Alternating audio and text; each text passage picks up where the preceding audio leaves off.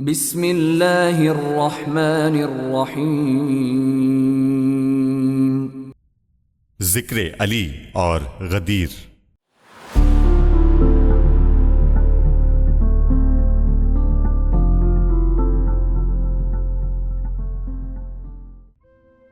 ارشاد اقدس الہی ہے، اور لوگوں میں سے ایک شخص ایسا بھی ہے جو رضائے الہی کی طلب میں اپنی جان بیچ ڈالتا ہے، اور خدا ایسے بندوں پر بہت مہربان ہے۔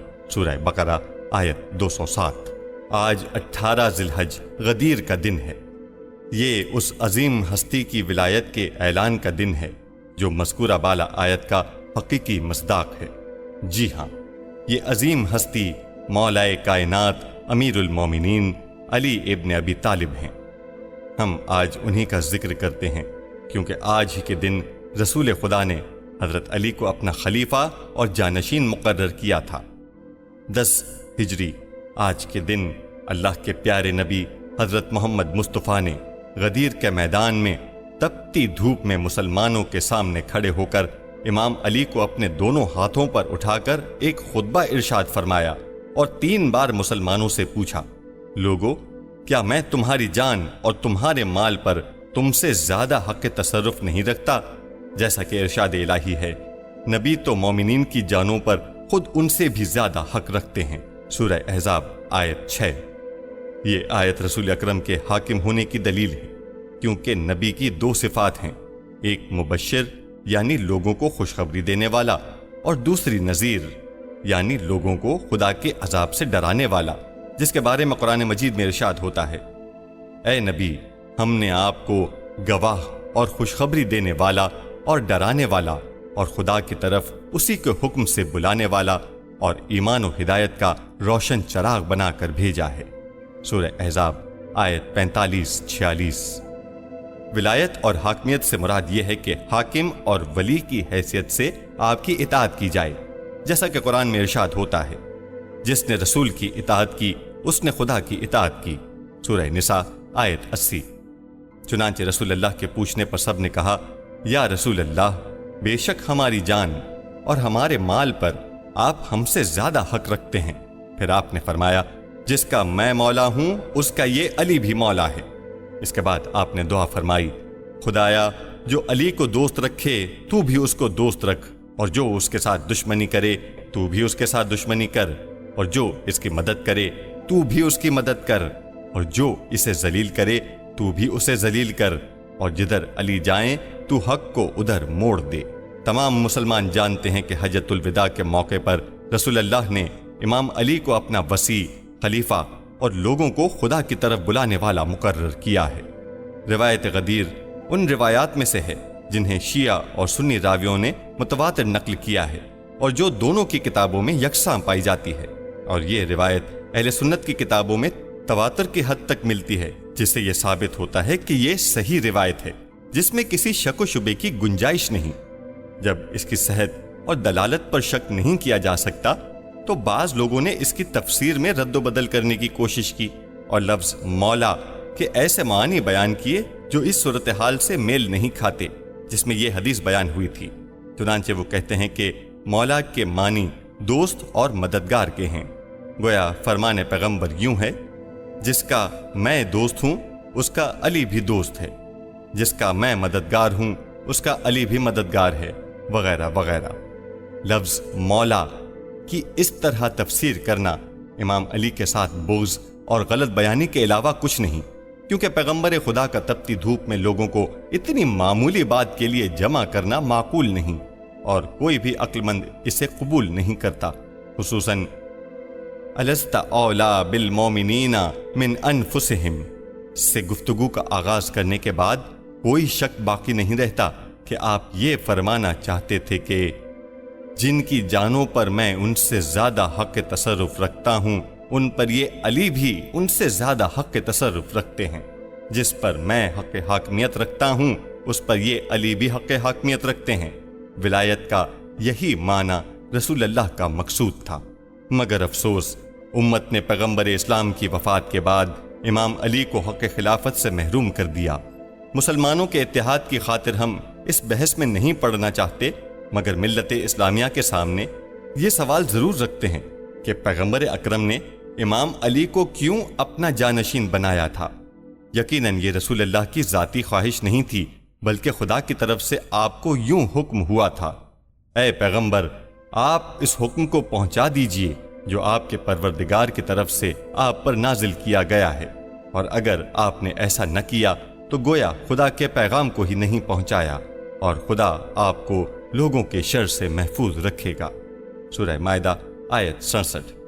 یعنی اگر آپ نے علی کو اپنا جانشین اور خلیفہ مقرر نہ فرمایا تو گویا آپ نے کار رسالت ہی انجام نہیں دیا، حالانکہ آپ نے خدا کا پورا دین لوگوں تک پہنچایا تھا۔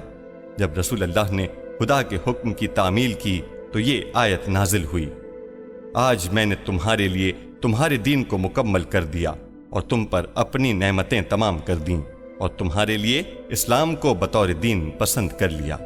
سورہ مائدہ آیت 3۔ علی مثیل رسول ہیں۔ پیغمبر اکرم نے کیوں امام علی کو اپنا جانشین، وصی اور خلیفہ بنایا، جبکہ آپ کے اصحاب میں امام علی سے زیادہ پختہ عمر کے لوگ موجود تھے، جبکہ آپ کی وفات کے وقت امام علی کی عمر مبارک صرف 30 سال تھی؟ اس سوال کا جواب ہمیں آپ کی وفات کے بعد کی صورتحال کا جائزہ لینے سے بخوبی مل جاتا ہے کہ تمام مسلمانوں، چاہے وہ بوڑھے ہوں، جوان ہوں یا بچے، کوئی بھی علم اور شجاعت میں امام علی کی برابری نہیں کر سکتا تھا، اور ان کے سوا کون تھا جسے خدا کے رسول کے ساتھ دن رات رہنے کا شرف حاصل رہا ہو۔ جب امام علی 2 سال کے تھے تو رسول اللہ نے آپ کی پرورش اپنے ذمہ لی تھی، اور یوں امام علی دن رات آپ کے ساتھ ہوتے، حتیٰ کہ جب آپ عبادت کے لیے غار حرا تشریف لے جاتے تب امام علی کو بھی اپنے ہمراہ لے جاتے تھے۔ رسول اکرم سے حضرت علی کا تعلق صرف ایک بچے کا بڑے سے تعلق نہ تھا، بلکہ ایک استاد اور شاگرد اور ایک مربی اور تربیت لینے والے کا تعلق تھا۔ اپنی تربیت کے بارے میں امیر المومنین فرماتے ہیں، میں ان کے پیچھے پیچھے یوں لگا رہتا جیسے اونٹنی کا بچہ اپنی ماں کے پیچھے ہوتا ہے۔ آپ ہر روز میرے لیے اخلاق حسنہ کے نکتے بیان کرتے تھے۔ نہج البلاغہ خطبہ 190۔ آپ زندگی کے ہر لمحے میں رسول کی پیروی کرتے، اور آپ رسول کی سیرت میں یوں ڈھل گئے کہ رسول کا کردار علی کا کردار، رسول کی گفتار علی کی گفتار، رسول کی سیرت علی کی سیرت، اور رسول کا اخلاق علی کا اخلاق بن گیا۔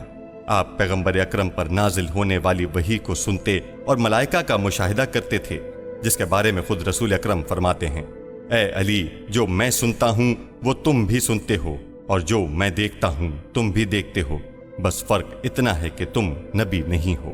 نہج البلاغہ خطبہ 192۔ اور جب اللہ تعالیٰ نے اپنے رسول کو مبعوث فرمایا تو امام علی آپ کے زیر پرورش آپ کے گھر میں رہتے تھے، جہاں رسول خدا اور حضرت خدیجہ کے بعد امام علی خاندان رسالت کے تیسرے فرد تھے۔ آپ نے سب سے پہلے اسلام قبول کیا۔ بعض مسلمان آپ کے بارے میں کہتے ہیں کہ امام علی نے بچوں میں سب سے پہلے اسلام قبول کیا۔ اس طرح وہ امام کے مسلم اول ہونے کی اہمیت کو گھٹانا چاہتے ہیں۔ امام علی اگرچہ عمر میں چھوٹے تھے مگر عقل میں سب سے بڑے تھے۔ مورخین لکھتے ہیں کہ اظہار اسلام کے بعد کچھ لوگوں نے آپ سے پوچھا کہ کیا اسلام قبول کرنے سے پہلے آپ نے اپنے والد ابو طالب سے پوچھا تھا؟ تو آپ نے جواب دیا، جب خدا نے مجھے پیدا کرتے وقت میرے والد سے نہیں پوچھا تو میں اس خدا کا دین قبول کرتے وقت اپنے والد سے کیوں پوچھوں؟ امام علی رسول خدا کے گھر اور درسگاہ سے فکری اور معنوی درس حاصل کرنے والے پہلے فرد تھے۔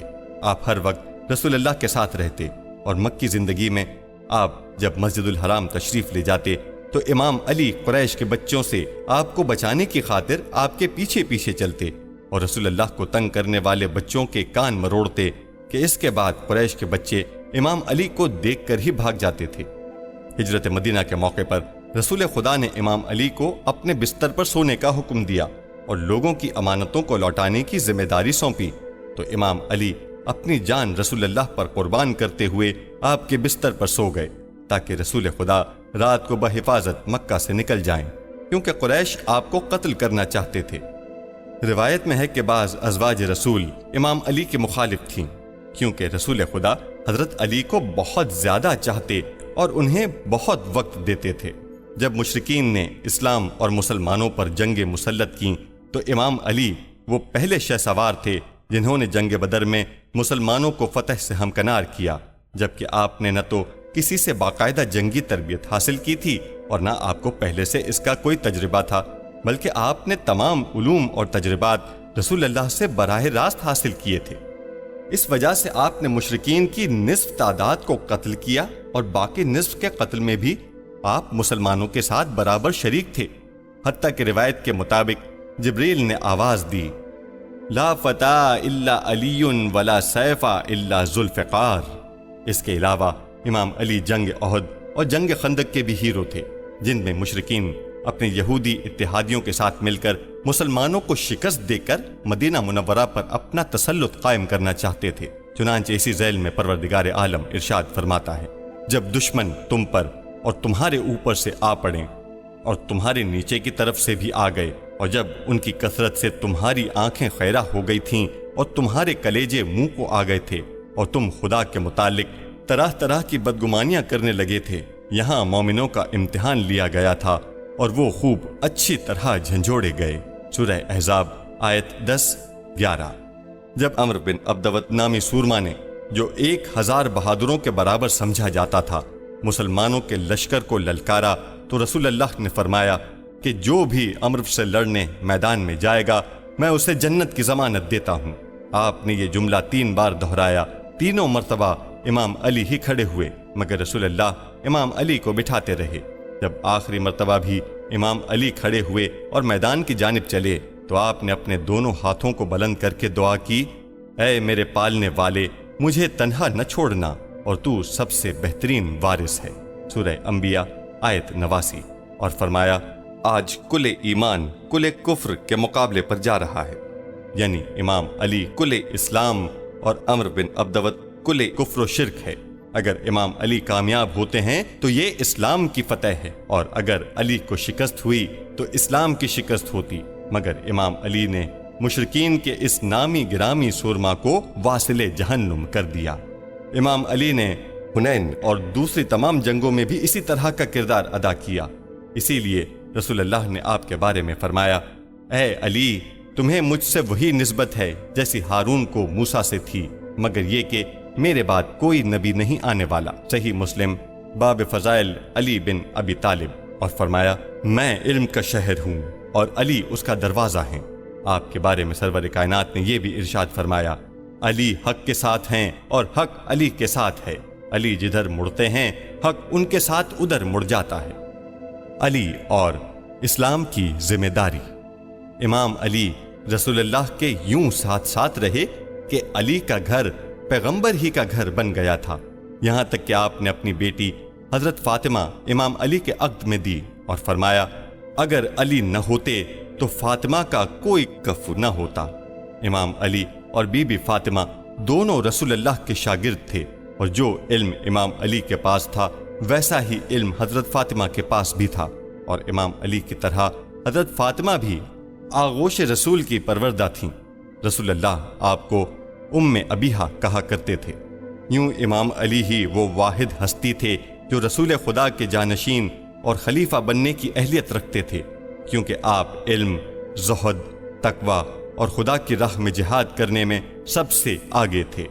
جب رسول خدا کی وفات کے بعد آپ کو حق خلافت سے محروم کیا گیا تو آپ نے دیکھا کہ اسلام کے حوالے سے عائد ہونے والی ذمہ داری خلافت سے بڑھ کر ہے، یعنی آپ اب بھی اتنے ہی اسلام کے ذمہ دار ہیں جتنے کہ خلیفہ ہونے کی صورت میں ہوتے۔ اسی لیے آپ نے خلافت سے باہر رہ کر بھی اپنا حق غصب کرنے والوں کی خیرخواہی اور مدد جاری رکھی، کیونکہ آپ چاہتے تھے کہ یہ لوگ صراط مستقیم پر چلیں، یہاں تک کہ خلیفہ ثانی کو کہنا پڑا، اگر علی نہ ہوتے تو عمر ہلاک ہو جاتا۔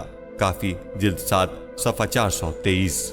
آپ کے پیش نظر صرف اور صرف اسلام کا تحفظ تھا، کیونکہ آپ نے بچپن ہی سے اسلام کے تحفظ کی ذمہ داری نبھانا شروع کر دی تھی، جس کا سلسلہ آپ نے اپنی جوانی اور بڑھاپے میں بھی جاری رکھا۔ یہی وجہ تھی کہ آپ فرمایا کرتے تھے، جب تک مسلمانوں کے امور کا نظم و نسق برقرار رہے گا اور صرف میری ہی ذات ظلم و جور کا نشانہ بنتی رہے گی، میں خاموش رہوں گا۔ جب مسلمانوں نے خلیفہ کی حیثیت سے آپ کی بیعت کی تو فرمایا، اگر بیعت کرنے والوں کی موجودگی اور مدد کرنے والوں کے وجود سے مجھ پر حجت تمام نہ ہو گئی ہوتی اور وہ عہد نہ ہوتا جو اللہ نے علماء سے لے رکھا ہے کہ وہ ظالم کی شکم پوری اور مظلوم کی بھوک پر سکون سے نہ بیٹھیں گے، تو میں خلافت کی باغ ڈور اسی کے کاندھے پر ڈال دیتا اور اس کے آخر کو اسی پیالے سے سیراب کرتا جس پیالے سے اس کے اول کو سیراب کیا تھا، اور تم اپنی دنیا کو میری نظروں میں بکری کی چھینک سے بھی زیادہ ناقابل اعتنا پاتے۔ نہج البلاغہ خطبہ 3۔ یوں امام علی دنیا کی حکومت اور خلافت سے زیادہ مظلوموں کو ان کا حق دلانے کے بارے میں فکر مند رہتے تھے۔ اس سلسلے میں ابن عباس آپ سے روایت کرتے ہیں، میں مقام ذیقار میں آپ کی خدمت میں حاضر ہوا تو دیکھا کہ آپ اپنا جوتا ٹانک رہے ہیں۔ آپ نے مجھے دیکھ کر فرمایا کہ اے ابن عباس، اس جوتے کی کیا قیمت ہوگی؟ میں نے کہا، یا امیر المومنین، اب تو اس کی کچھ بھی قیمت نہ ہوگی۔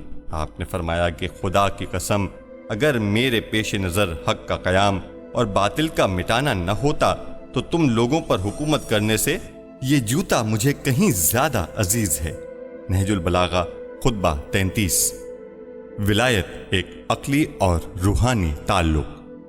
امام علی کعبہ میں پیدا ہوئے اور مسجد میں آپ نے شہادت پائی، چنانچہ ہمیں آپ کا جشن ولادت مناتے ہوئے آپ کے ساتھ عقلی، روحانی، فکری رہبری کا تعلق قائم کر کے آپ کی تعلیمات سے الہام حاصل کرتے ہوئے آپ کو اپنے لیے نمونہ عمل قرار دینا چاہیے، کیونکہ آپ خدا کی طرف ہماری رہنمائی کرتے ہیں۔ امام علی کا ہر عمل اور موقف خدا اور اسلام کے لیے تھا، چنانچہ ان باتوں کی روشنی میں ہمیں غدیر کے دن یہ عہد کرنا چاہیے کہ ہم آپ کی ولایت کے ساتھ وابستہ رہیں گے اور آپ کی تعلیمات پر ہر صورت میں کاربند رہیں گے، آپ کے فکر و فلسفے اور صبر پر مبنی حکمت عملی کو اپنائیں گے۔ ہمیں خدا کا شکر ادا کرنا چاہیے کہ اس نے ہمیں علی ابن ابی طالب کی ولایت کے ساتھ وابستہ رہنے والوں میں سے قرار دیا، اور ہم اس بات پر خدا کا شکر ادا کرتے ہیں کہ خدا نے ہمارے لیے دین اسلام کو مکمل کیا اور ہم پر اپنی نعمتیں تمام کیں۔